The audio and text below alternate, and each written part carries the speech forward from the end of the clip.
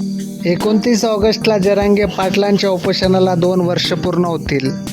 हे मराठा आंदोलन संपूर्ण महाराष्ट्राच्या अंगावर आजही शहारे आणणार आहे. निष्पाप आंदोलकांवर लाठीचार्ज, रक्तबंबाळ झालेले आंदोलक माता भगिनी, हृदय पिळवटून टाकणारी ही सारी घटना. याच 29 ऑगस्टचं औचित्य साधून जरांगे पाटलांनी चलो मुंबईची हाक सर्व मराठा समाजाला दिली. ओबीसीतनं आरक्षण घेतल्याशिवाय माघारी नाही, मग त्यासाठी बलिदानही देण्यास मागे पुढे पाहणार नाही, असं जरांगे पाटील म्हटले.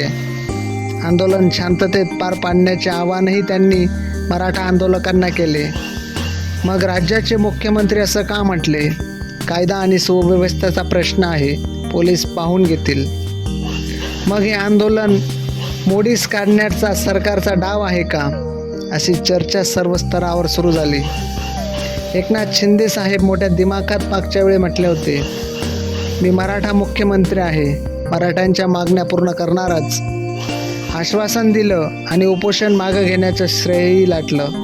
राज्याचे दोन्ही उपमुख्यमंत्री मराठा, त्यांच्यासोबत मराठा आमदार, मग सगळेच यावेळी का गप्प? छगन भुजबळांनी ओबीसीतनं आरक्षण मिळू न देण्यासाठी ठाम भूमिका घेतली. मग या मराठा आंदोलनाला काय वेगळं वळण येतं हे येणारी वेळच ठरवेल. Special report Lokbhumi Marathi.